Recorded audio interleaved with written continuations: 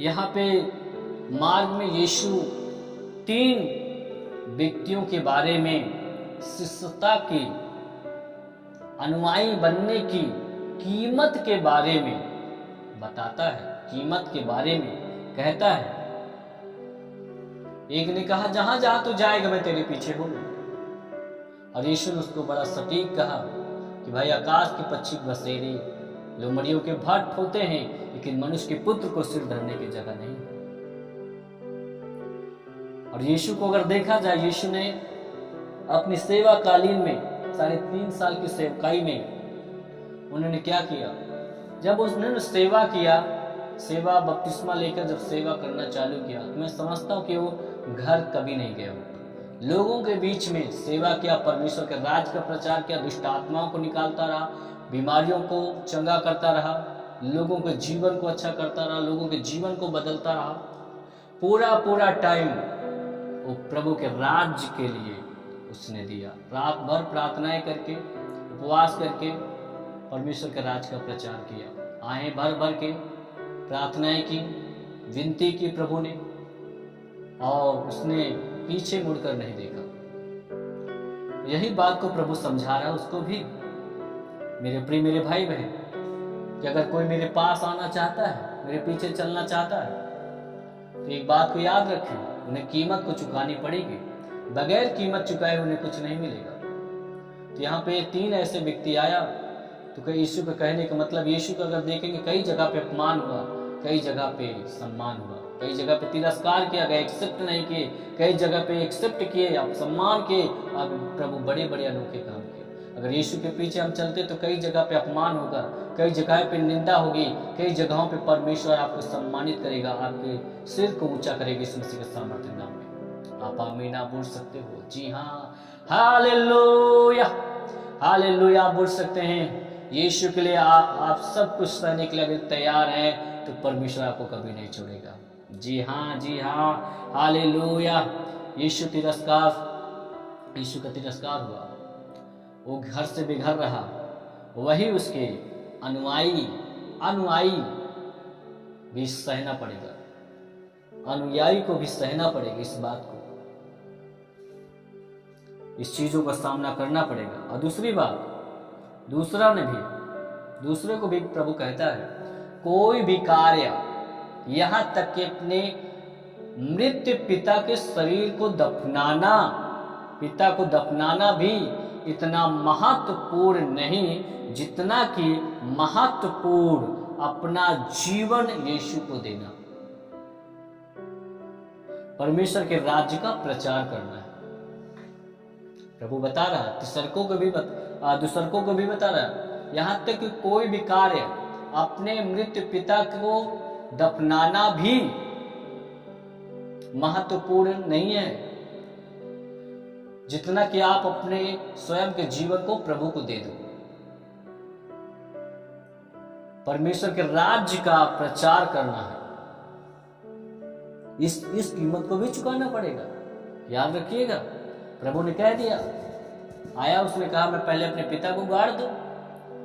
उसने कहा आओ मुर्दा को मुर्दा गाड़ने दे, पहले जाकर तो परमेश्वर के राज्य का प्रचार कर। और तीसरे को क्या कहता है प्रभु? यीशु इस बात को कहता है, एक व्यक्ति जो यीशु के पीछे चलने का निर्णय ले लिया है, तो सेवकाई से पीछे नहीं हटना चाहिए। जब यही सब सोचना ही था, यही सब कुछ पीछे मुड़ना ही था, तो सेवकाई में आया ही क्यों? अपना समय बर्बाद क्यों ही किया? मेरे भाई बहन, आजकल तो सेवकाई को बहुत सारे लोग फैशन तौर पे ले लिया है, मजाक के तौर पे ले लिया है। सेवकाई के लिए कीमत चुकानी पड़ेगी, यहां तक कि अपनी जान को भी गंवाना पड़े तो आप तैयार रहो, तब आप सेवकाई करो, तब तो ठीक है, तब तो परमेश्वर आपको बड़ा प्रतिफल देने के लिए जा रहे हैं यीशु मसीह के नाम में। जी हाँ,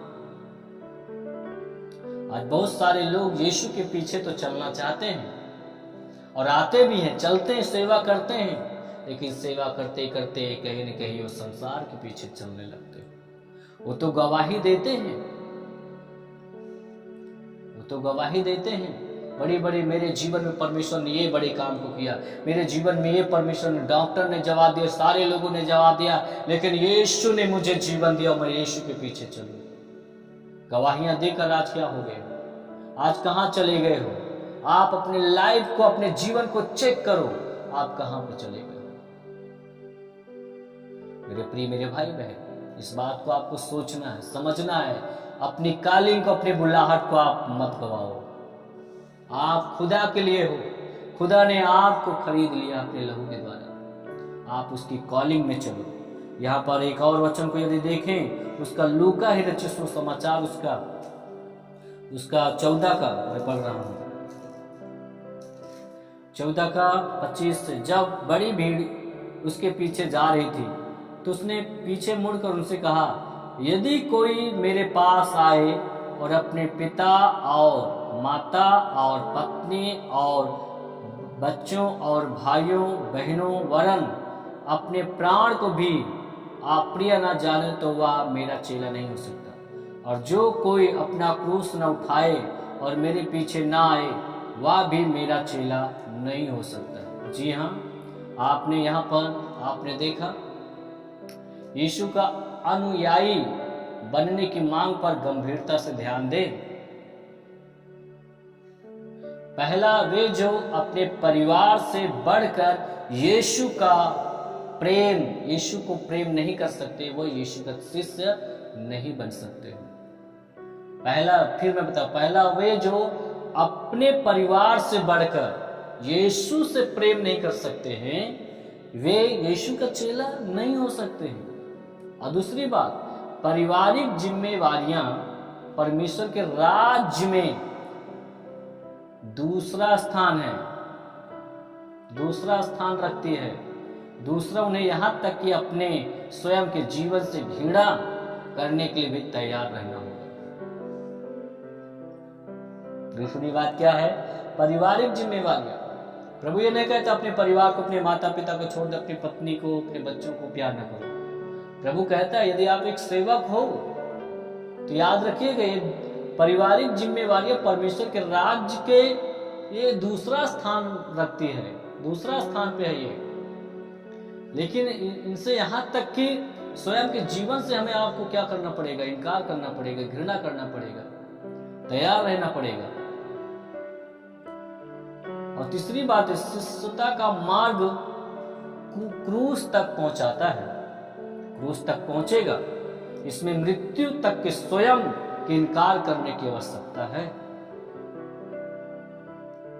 एक शिष्य यह कहने के लिए काबिल होना चाहिए कि मैं स्वयं के जीवन से बढ़कर परमेश्वर से प्यार करता हूं, प्रेम रखता हूं। क्या आज कोई कह सकता है, जितने लोग मुझे देख रहे हैं, जितने लोग मुझे सुन रहे हैं, सेवक भाई बहन विश्वासी, क्या आप इस प्रकार से बोल सकते हो? यदि आप यीशु के बेटा बेटी सेवक प्रचारक हो तो इस बात को आप कह सकते हो, आप लिख सकते हो कमेंट में, मैं यीशु से बढ़, वो संसार से बढ़कर परमेश्वर से प्रेम करता हूं, मैं अपने परिवार से बढ़कर यीशु से प्यार करती हूं, मैं अपने जीवन से बढ़कर परमेश्वर से प्यार करते हूं, मैं अपने बिजनेस से बढ़कर परमेश्वर से प्यार करते हूं, मैं अपना धन संपत्ति से बढ़कर परमेश्वर से प्यार करती हूँ, यीशु से प्यार करती हूँ। कोई ऐसा बोल सकता है? यदि वो बोल रहा है तो निश्चय परमेश्वर आपका आदर कर रहा है, वो आपसे प्यार कर रहा है यीशु मसीह के सामर्थ्य नाम में। जी हाँ, जी हाँ, जी हाँ, हालेलुया, हालेलुया।